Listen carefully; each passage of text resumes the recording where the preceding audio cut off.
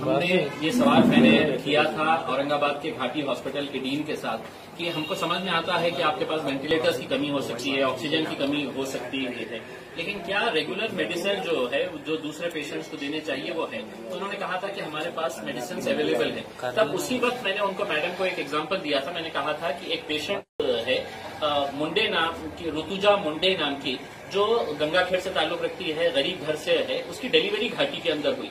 आपके घाटी हॉस्पिटल के अंदर वो एडमिट है, लेकिन एडमिट होने के बावजूद आप कह रहे हैं कि मेडिसिन हम सब पेशेंट्स को दे रहे हैं, लेकिन वो पेशेंट को कहा गया है कि 5 दिन की पूरी मेडिसिन आपको लाना है करके।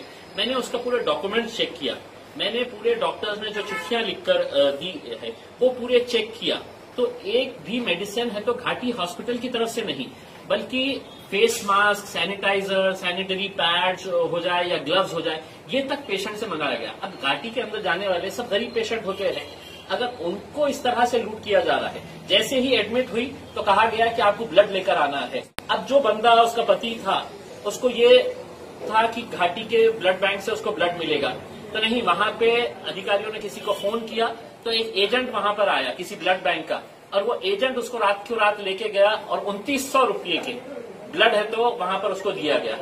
5 दिन के अंदर तकरीबन 8000 रुपये का खर्चा ये लड़के का वहां पर उस घाटी हॉस्पिटल के अंदर सिर्फ एक डिलीवरी के केस के लिए हुआ है। आज जब उसको डिस्चार्ज किया जा रहा था तो उसको फिर दवाइयां लिखकर दी गई कि ये लेकर आओ करके। वो लेकर आया, 400 रुपये की दवाइयां लेकर आई, तो वो नर्स ने रख ली और ये कहा कि नहीं, ये पेशेंट को नहीं देना है, ये हमको हॉस्पिटल के रिकॉर्ड के लिए मेंटेन करना पड़ता है करके। तो वो दवाइयां खुद अपने पास रख ली।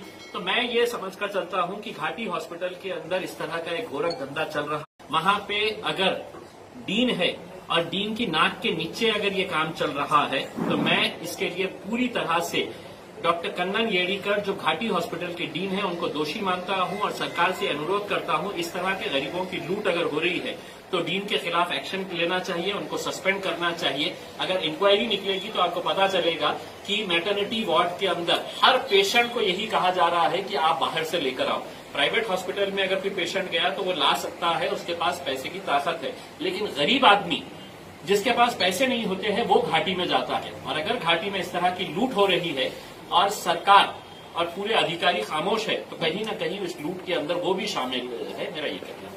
जब ये कोरोना फैल रहा था तो हर शहर में एक बेटर कोऑर्डिनेशन करने के लिए एक टास्क फोर्स बनाया गया था।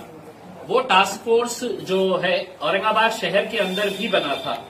8 मई 2020 को, आज के दिन 27 तारीख है, यानी कि तकरीबन पौने 2 महीने का समय हो गया है। पौने 2 महीने के अंदर ये टास्क फोर्स के अंदर घाटी हॉस्पिटल के डीन अध्यक्ष, महानगर पालिका की हेल्थ ऑफिसर, सेक्रेटरी और बाकी तमाम प्राइवेट हॉस्पिटल्स के जो सीनियर मोस्ट डॉक्टर्स हैं, वो लोगों को इस टास्क फोर्स के अंदर, आप लोगों को हैरानी होगी ये सुनकर कि सिर्फ एक कागजी खानापुर्दी की गई थी कि एक टास्क फोर्स तैयार किया गया है।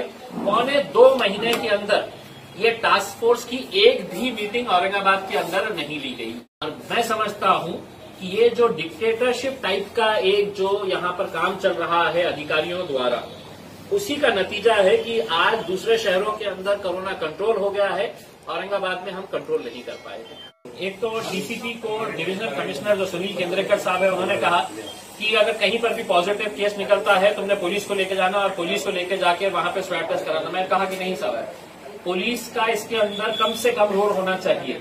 अगर कोई विरोध करता है तो आप वहां के एनजीओस को बोलिए, वहां के लोकल डॉक्टर्स को इन्वॉल्व करिएगा, और कुछ नहीं तो हमें बताइएगा, हम जाके करेंगे करके उसमें। तो बातों बातों में उन्होंने ये कहा कि तुमच्या एरियामध्ये हे चाललेलं आहे। मुझे ये डिव्हिजनल कमिश्नर से ये पूछना है कि तुमचा एरिया म्हणजे काय?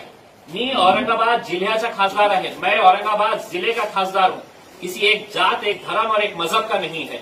इस तरह की अगर मानसिकता रखे अगर कोई कमिश्नर अगर अपने एमपी को ये कहता है कि तुम्हारे एरिया के अंदर हमको तुम्हारी मदद लगेगी, तो क्या मैं किसी दूसरे एरिया में नहीं गया?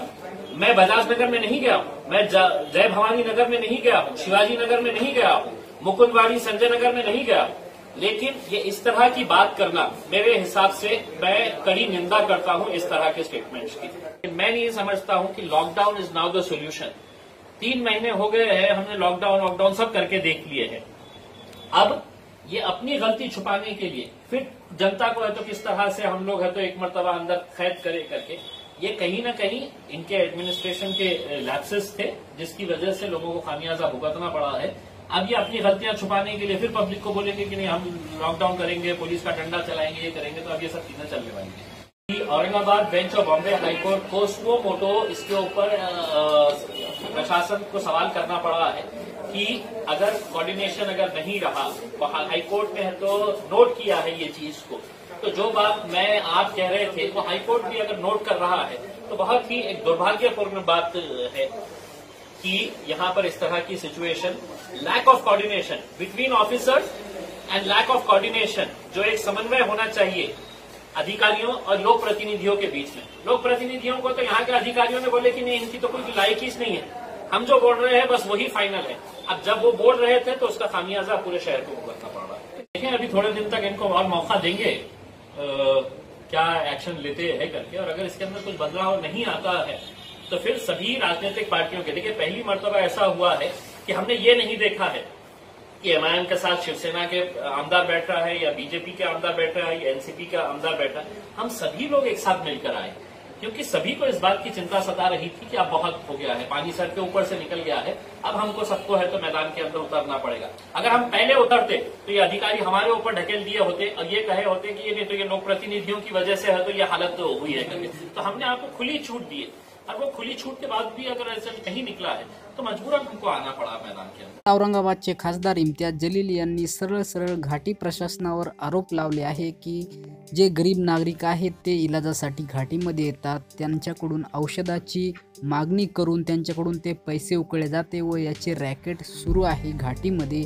त्यावर शासनाने कारवाई करावी असे त्यांनी यावेळेस म्हटले। व महात्मा फुले जी योजना आहे आरोग्य योजना, तिचा 1 रुपयाचाही लाभ इथे झालेला नाही।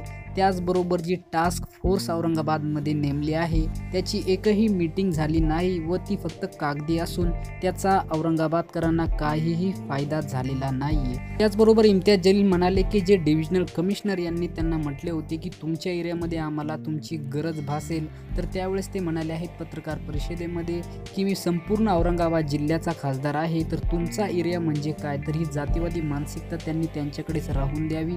मी संपूर्ण औरंगाबाद जिल्ह्याचा खासदार आहे, कोणाही जाती धर्माचा खासदार नसून संपूर्ण औरंगाबाद जिल्ह्याचा खासदार आहे, असे ते या पत्रकार परिषदेमध्ये म्हणाले आहेत।